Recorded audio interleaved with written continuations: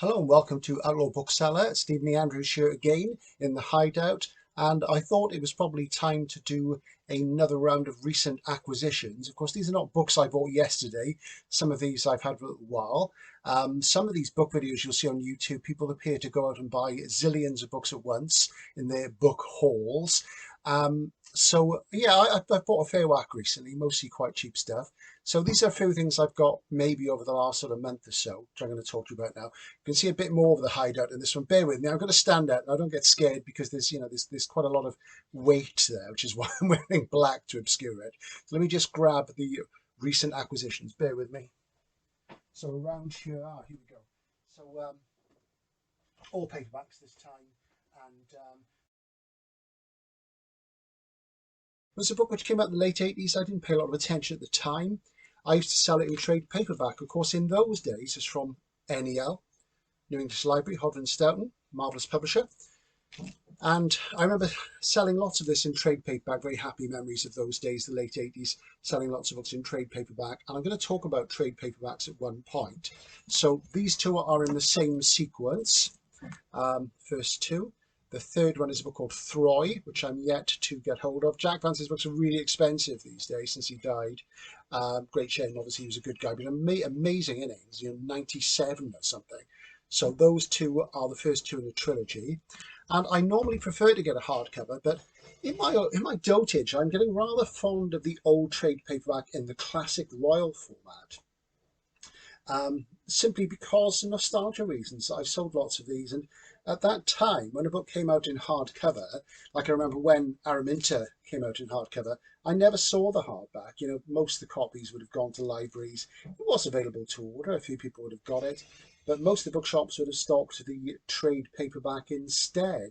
I don't know if you can hear the noise in the background. It's the guys taking the recycling away because it's Thursday, which reminds me of a Philip K. Dick story called Roog, which is about a dog who's barking at the trash men as they take away all the crap from outside, and they turn out to be alien beings. He's barking away, and his owners are ignoring him. It's a great story. It's one of the early ones, one of the most memorable early ones. That's Roog by Philip K. Dick. So I've just got that. I'm looking forward to reading these. I'm going to read these at some point when I've got the whole trilogy. So thanks again, Mike. Yesterday, as I did say, I went out for a couple of jars with the chaps at a Riverside pub. Two old book-selling friends of mine. Hi there to Mark and Trevor. Mark, I know, has been watching these clips. He struggled with the technology to sign in and get an account, and who can blame him? I can barely manage it myself. And Trev, I know, is going to have a look next time he's with his girlfriend Jane, because he's a pretty anti-technology guy as well, but he's a great guy. But on the way, I dropped off some books into Dorothy House, the charity shop, and had a quick look what they had, and I picked up a book which I've wanted for years. This is The Crucible of Time by John Brunner, lovely Arrow A format paperback from 84-85. And this really took me back as well. It's a total nostalgia trip, as you can tell. Brenner, great writer. He produced lots of space operas, some big, thick, serious ecological and social SF novels in the 60s, which really were game changers. And The Crucible of Time is a book which I never got around to buying. I don't know why. So I'm looking forward to this. And I've wanted a really good copy for years. And whenever I see it, it's always in a complete state. This one has an unbroken spine. It's got a bit of edge, where the unbroken spine is very much my thing. I like a pristine spine. If the book's a pristine spine, I could probably cope with other defects. So that's The Crucible of Time. And it's, as I say, it's a nostalgic title for me, because I once had a proof copy of the jacket. They used it as a proof, really. It was a finished jacket, but flat. When in the days of yore, I used to see publishers' reps, they'd have a folder and obviously plastic sheeting inside. On one side would be a flat copy of the jacket, so you could see it in all its glory. And on the other side is what you call an AI sheet. That's not an artificial intelligence sheet. It's a advanced information sheet, and you make your decision on your subscription order, how many copies you're going to pre-order for whatever shop you were in. And I remember the Arrow rep at the time, might have been the great Mike Morgan, a Welshman, of course, gave me the flat proof jacket, and I had it for years. I had loads of those, and they're very uncommon now. Only booksellers ever had them, and they fetch quite high prices. So I'm really chuffed to get this, because I've wanted it for years. I've tried to talk a friend of mine into selling me his pristine one many times. Hi, Graham. But quite rightly he's kept it. I don't blame him. So I'm really chuffed to get that, and it was £2, and that £2 went to charity, which is fantastic. So other things I've come across recently, there's a couple of things I bought purely for the covers. This is John Russell Fearn's Conquest of the Amazon. I mean, you can't really go wrong with that. It's like Creature from the Black Lagoon meets Apollo 13, isn't it? And it's just absolutely beautiful. Really, really great. There's lots of these out there on eBay, and I've never read Fearn, so that's going to be a great bit of fun at some point. Another book I bought purely for the cover, and I believe it's the second in a series, though I do want to read this writer, who I haven't read before, is Lisa Mason's Cyberweb. Again, you can't really go wrong. You know, there's a real silver metal lover on the cover there, voluptuous lady, Mrs.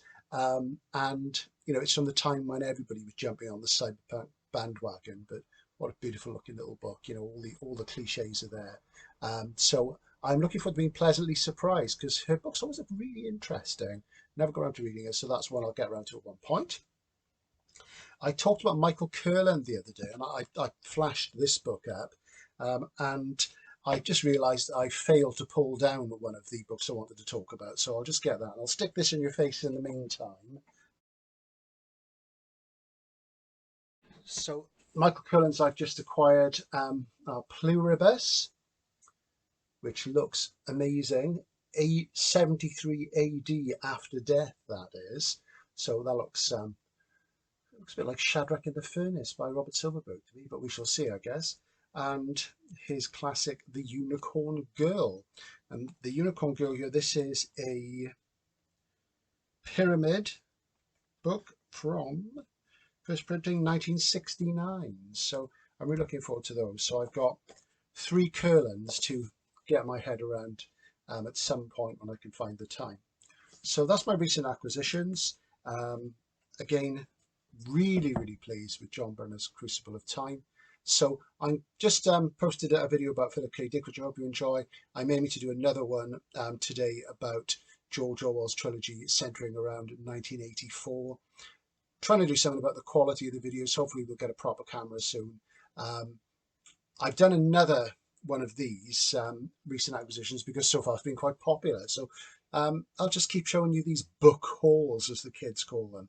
Bye for now. See you later. And thank you to everybody who's surprised. It really does make a difference. My heart is really warmed by it. I know it's mostly people I know, but you know, I love you guys. You know you are. Thanks a lot. Cheers for now, and see you later.